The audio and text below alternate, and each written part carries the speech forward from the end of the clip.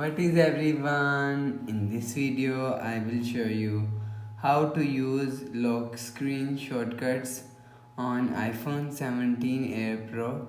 So let's start the video. First of all, click power button. You will see.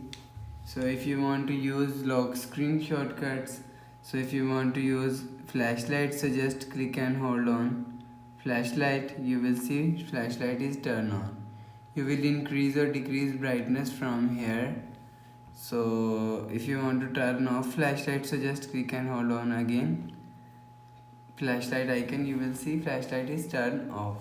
So if you want to use camera, you will see just click and hold on camera. You will see camera is turned on. So after the process, enter phone passcode. So that's how you can use lock screen shortcuts on iPhone 17 Air Pro. So if you like the video, please subscribe. Thanks for watching.